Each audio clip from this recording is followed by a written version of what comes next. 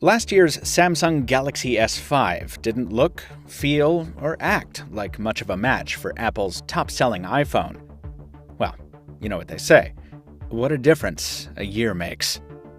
I'm Michael Fisher with Pocket Now, and this is Samsung Galaxy S6 versus Apple iPhone 6, brought to you by Squarespace.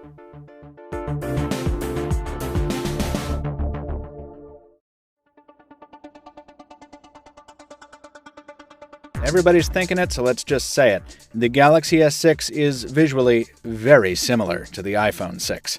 From the position of the power and volume keys, to the home buttons with integrated fingerprint scanners, to the arrangement of ports and speakers on the bottom edges, the similarity is undeniable. Hell, even the SIM card slots are in the same place. Does this mean that Samsung stole Apple's design? Well, no more than Apple stole HTC's antenna implementation, or OnePlus stole the idea of wooden smartphones from Motorola. The point is, idea appropriation is rampant in the smartphone world, and in this case, the results are positive for both phones. Whoever copied whom, all these ports and trays feature excellent precision machining, and the buttons offer terrific travel and feedback. When we flip around to the backside, the similarities quickly fade away. The Galaxy's rear cover is dominated by its protruding 16-megapixel optically stabilized camera module and accompanying biosensors, while Apple puts its non-stabilized 8-megapixel camera up in the corner. Also, the iPhone's ventral surface is wraparound aluminum, while the Galaxy's is Gorilla Glass 4.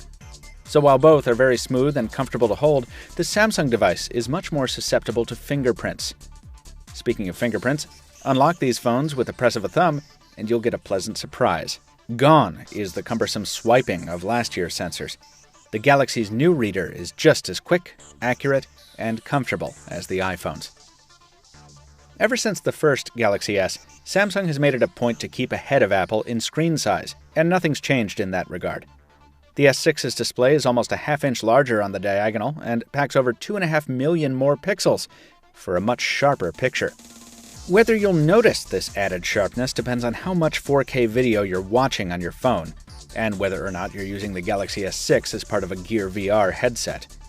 You will almost certainly notice the Galaxy's deeper blacks and more saturated colors, though, the result of Samsung using its own Super AMOLED technology versus the IPS LCD of the iPhone. And that same tech gulf makes for a more versatile display on the Samsung. It can get brighter in direct sunlight and dimmer in the dark. As we discussed last week, comparing the iPhone 6 and new HTC One, iOS and Android are pretty evenly matched from an ecosystem standpoint. If you can find an app in the App Store, odds are you'll be able to find it in Google Play, and vice versa. Responsiveness and app launch times are comparable here as well.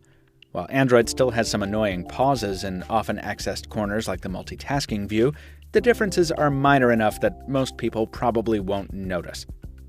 The important disparity is in the interface design. Commenters chafe when I say it, but it's true. Out of the box, iOS is the simpler interface. Its grid of icons and folders is simplicity itself. To get back to that grid, you press the phone's only front-mounted button. To mute the ringer, you flip the phone's only switch.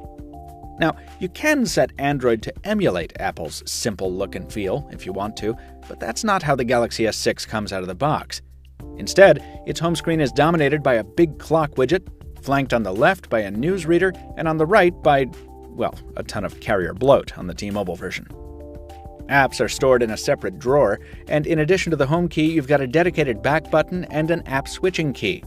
Oh, and good luck figuring out the ringer settings, now that Android Lollipop has screwed them up completely. But Android is also smarter in some ways. Its dedicated back key makes it easier to use with one hand, because iOS still insists on putting its back buttons on the upper left corner of most apps. Also, Android is the more customizable OS by far, especially with Samsung's latest improvements to its custom interface.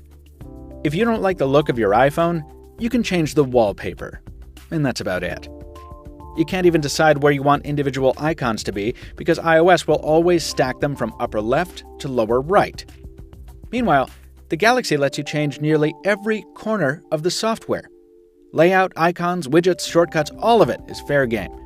If you want to load custom ringtones or images, you've got direct access to the file system. If that sounds too complicated, You can change the look and feel en masse with a click of a button thanks to the new theme store. It's about philosophy.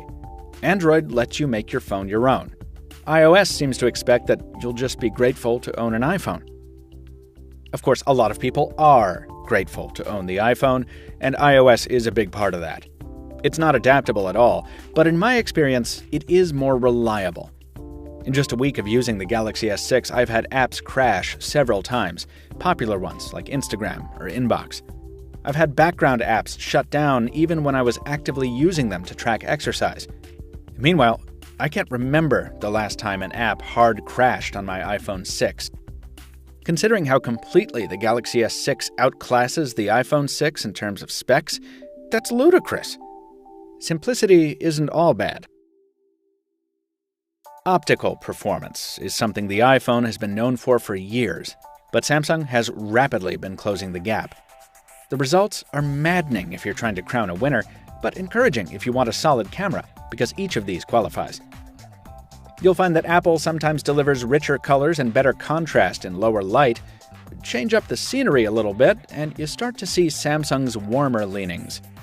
In this example, the iPhone delivers richer blues, while the Galaxy really amps up the reds. Turn on HDR and the Samsung, like nearly every other phone, beats the iPhone in terms of the amount of light it can extract from a scene.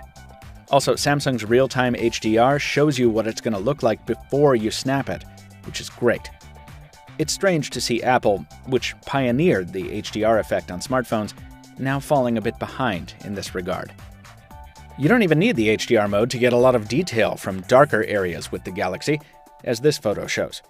Apple, once again, is content to allow more darkness if it means a more dramatic result. Zooming in, we also get to see Samsung's higher resolution sensor at work. The 16-megapixel Galaxy image is naturally sharper than the iPhone's 8-megapixel output, with less digital noise in the sky as well. Heading indoors, each phone gets its chance to shine, but I tend to slightly favor Samsung's pictures. In some, the iPhone almost seems a bit washed out, while the Galaxy brings dramatic contrasts and more saturation. Samsung's warmer bias sometimes works in its favor. In real life, this red room is closer to this orange red than the pinkish hue Apple renders. Yet the Galaxy's tendency to highlight greens and yellows doesn't always make for a better shot, as can be seen in these close-ups. Here, the iPhone is probably closer to reality. And that only gets more true in extreme low light, where the Galaxy's color reproduction gets even further from the mark. You sacrifice a lot to shoot in 60 FPS on the Galaxy, but as you can see, the sacrifice is worth it. The Samsung video is smooth as can be, despite the rapid action, but you can say the same for the iPhone's 60 FPS footage as well. Despite its lack of optical stabilization, it's just as fluid. And as for selfies, well, Samsung's got the wider angle, but Apple's better at brightening faces. So let's just call it a draw. They're both excellent smartphone cameras, and the iPhone carries the added benefit of coming with iMovie right out of the box, so you can easily clip together a quick highlight reel to share with friends. But for my money, the Galaxy S6 camera is the better one overall. Double the resolution, optically stabilized, and with a lightning-fast, dead-simple trigger action, plus bonuses like tracking autofocus, 4K video, and that live HDR preview, it's beyond merely capable. It's excellent. Time for the home stretch. What are these like in the day-to-day? Strikingly similar in a lot of ways. With speakers this close in exterior design, it's no surprise that volume is comparable. The S6 might have a slightly flatter sound, but they're both plenty loud. Same goes for the earpieces, and the construction around them is so similar that, what do you know, each one still pulls out the occasional hair if you wear it a little long. So, get a haircut, I guess? We're not ready to comment too much on endurance in this comparison. Our first S6 didn't do well against the One M9, but it's since been swapped for a different unit, and a software update has landed as well, so we're reserving judgment until our full review. I can tell you that charging is a very different experience on the S6. Rather than Apple's tiny lightning cable, you've got the far more common, but decidedly non-reversible, micro USB. You've also got wireless charging on the S6, which ups the cool factor at least tenfold. And there's ultra power saving mode if things get really hairy. And lastly, there's the little stuff.